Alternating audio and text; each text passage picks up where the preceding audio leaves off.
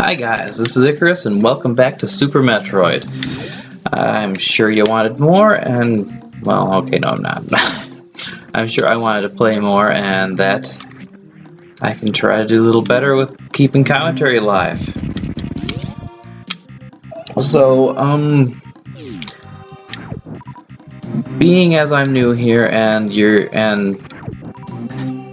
don't have the most keen of observers necessarily following me, I'm sure nobody's really going to notice, but in case anybody does notice a difference in my health or missiles or something, yeah, I saved at the end of my last episode and, well, at the end of my last attempt to record this episode, and wasn't happy with how the recording turned out, so started over just so I could resave up to the point where I had started before. Sure, that's perfectly normal.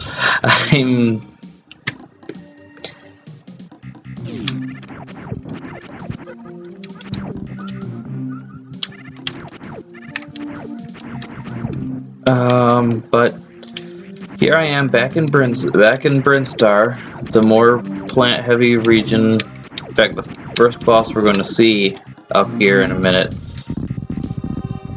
is a seed pod.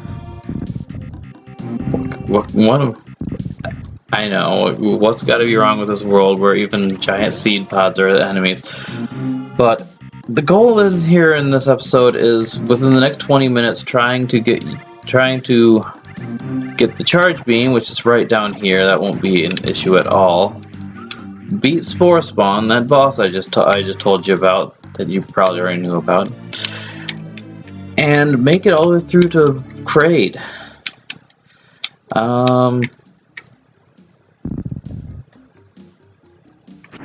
Yeah, for those already familiar, yes, I am planning on trying to complete all of Brinstar in just 20 minutes. It's not as hard as it sounds.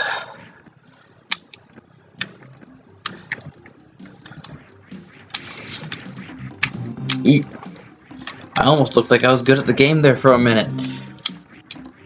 Wall jump up instead of bothering with these things you call platforms, and then I fall and have to use the platform anyway.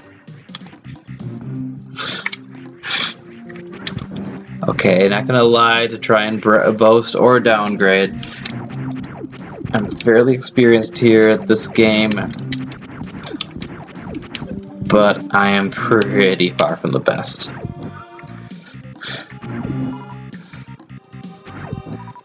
Stockpiling weapons, and then falling down a hole.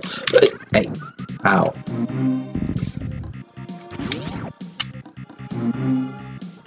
Look, a save point. Things I should be very wary about using if I might not be happy with how the recording turns out.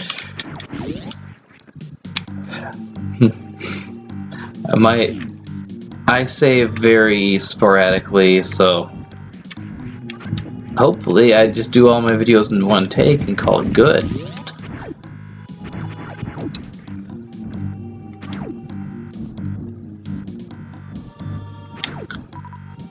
I think that's actually what I'm going to do from now on, even if I'm unhappy with the video, just because re-recording loses the spontaneity of the moment, loses any genuine reactions to unexpected things in the event of when I start playing games I haven't encountered yet on here. And all in all, just makes for less of an experience. Now, I told you guys how as opposed to the procedurally generated maps that we're used to from the platformers nowadays, or that platformers nowadays are making popular, I should say, that everything has a static location. Everything just has its home in the map. And I actually consider that a strength in a game, because, well, because that predictability, while it makes overall for an easier game because you can learn how to do everything in it and where everything goes in it, and just function all on memory, it allows players to know what to expect. Players who are just not, who might suffer from disabilities that prevent them from having good reaction times, they can just, after failing once, they can come back and learn and basically memorize the map and respond by memory instead of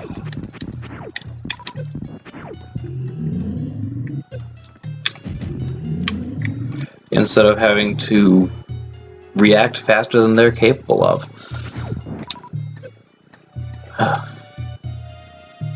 And besides, you'll see me screw up plenty even with things that can be outright predicted like this.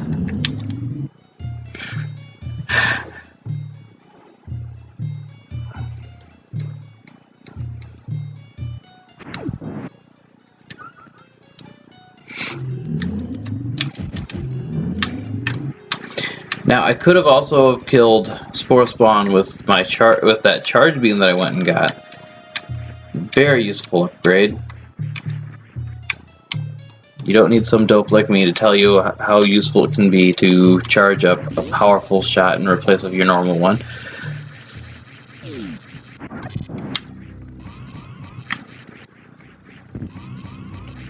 But,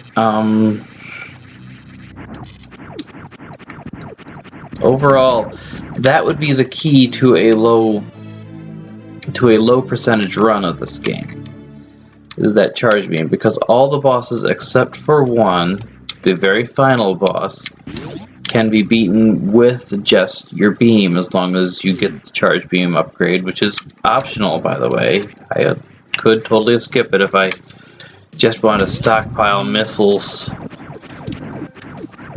like some madman hoarding arms for the apocalypse. Oh, the missiles. There's that thing again. I believe those things are called screes, but it's been a while since I called anything in this game by name except for the bosses.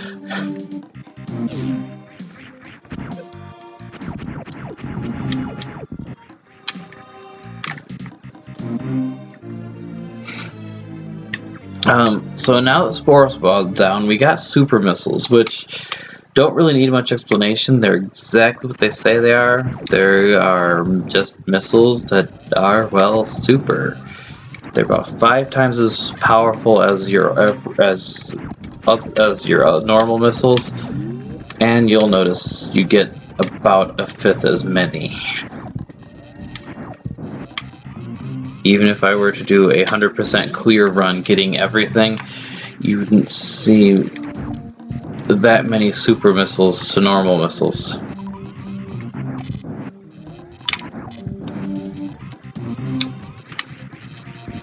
But I forgot to hold the run button. Running! Go! Boom! I probably should have killed him after opening the door, because those guys are pretty much guaranteed to drop super missiles as long as you're not full on super missiles. And inside that block right there that I'm avoiding is a flea, an enemy that I hate to death, and about anybody who's played this game also hates to death. You'll see why in another room where they can't be avoided. I think another 3 or 4 rooms where they can't be avoided, but I know for sure there's one room that's actually going to come up in this video where I will have to deal with them little buggers instead of just running by a block that happens to have one hidden inside. Oh, do jump up here for a secret upgrade. It's not a secret, the game's almost as old as I am. Okay, I forgot the release date. It actually is shown in the title sequence if I would have left that running in the first video. I think it might actually have been 1993. I don't know. The game's still old enough to have graduated high school. That's the important part.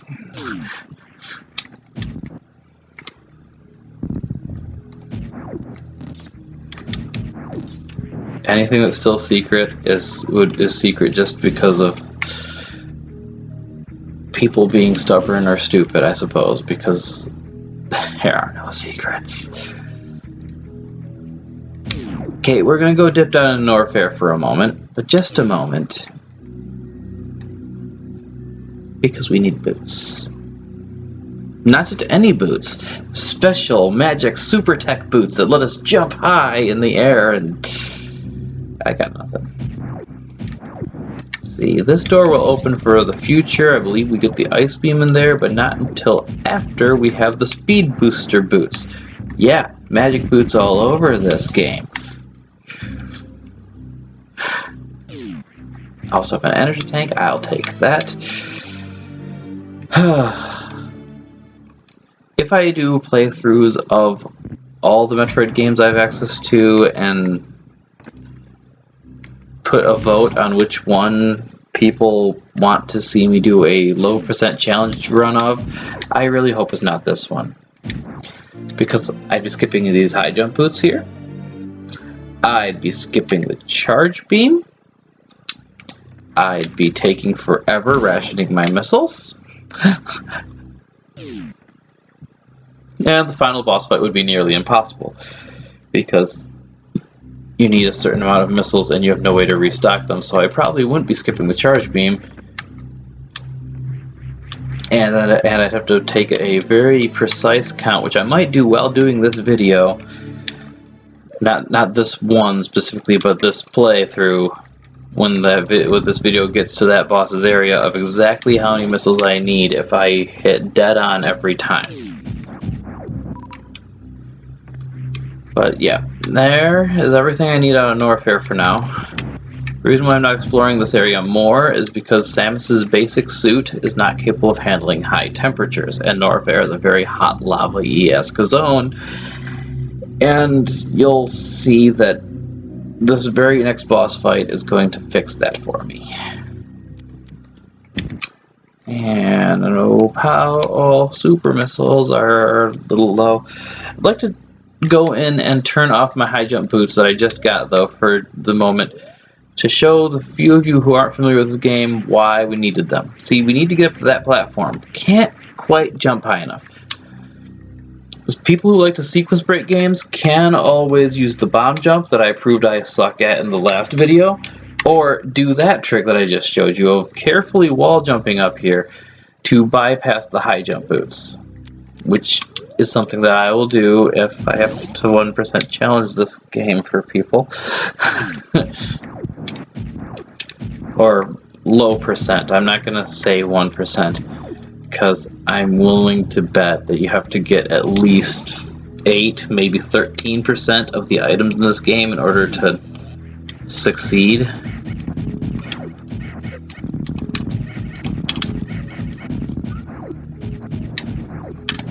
Now I'm going to save it here again, because there's a hidden save spot that's on the map already. The truly hidden things on the map are in areas that using the map node for an area will not give you. And I'll probably get a few of these while doing this playthrough. I'm not going to do my usual full completionist run, because it's been such a long time since I've done that, and I'm not sure I remember where everything is. I really don't want to look up a guide. That just really feels like cheating, especially with a game this far back in my history. Hi, Mini Crade. Mini Crade. This Mini Crade is actually the boss Crade that you fought in Metroid 1 for the NES.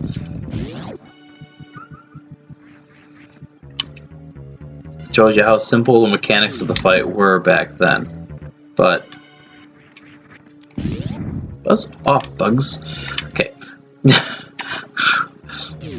fight actually lasted significantly longer back in old NES days, because you didn't have this powerful spacer beam that I was using, and even with your normal beam, this game's normal beam is that much more powerful than the normal beam from the first game.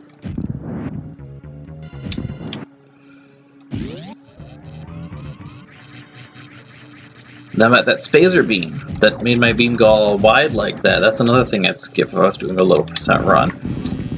Please don't make me do a low percent run of this one.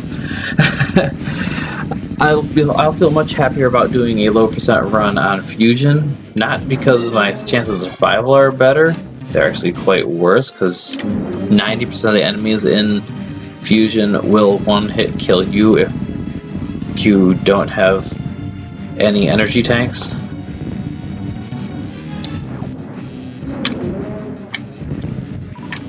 The later portions of the game, and that was one wall jump that ow.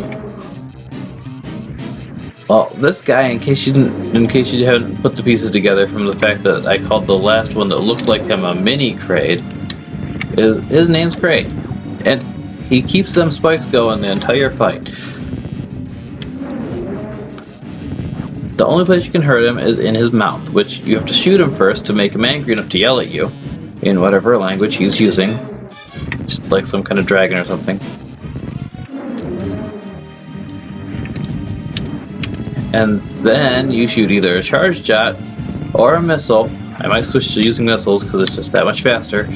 Ow, why'd ya not?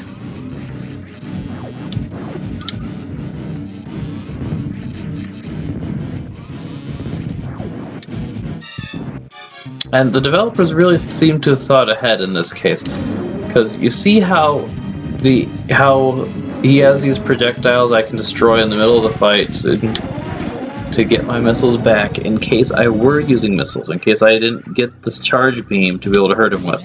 Because your normal uncharged shots will not hurt boss enemies. Only one of the games that'll be hurt by a normal uncharged shot was that Chozo statue that you saw me kill with missiles anyway, because missiles. But here, the Varia suit. Any guesses what that does? It's armor. It cuts the damage I take by half. But it also makes it so that my suit can now resist high temperatures. Which means next episode is Norfair. Once I get to it. I'm gonna get my butt back to a save point, save my game.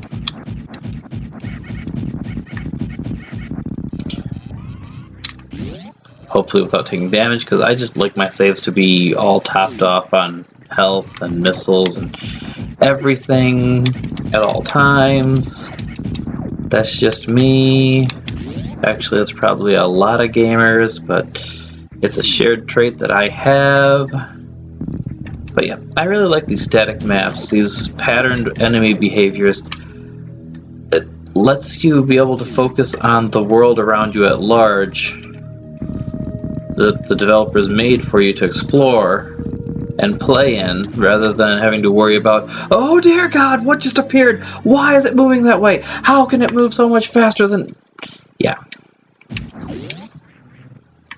Actual quotes from me experiencing games like 20XX and Spelunky, where there was no predictability to the map, where it uses procedurally generated maps and monsters with very random movement patterns, and I just used the wrong kind of missile. Now I gotta restock both a super missile and a normal missile before I save it if I really want my save file topped off.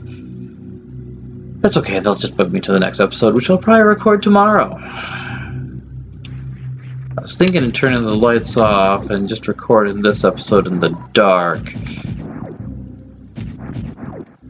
to give a sense of me being alone and scared, and I just went back up from the save point. Save point's right here, by the way. I told you I have a little bit of trouble remembering all the map, right? Well, that's it for Super Metroid Episode 2, Playing with Plants. That's what I'm going to title it. If you enjoyed what you saw, tap the like button, maybe subscribe to stick around for more videos. For now, Icarus is out.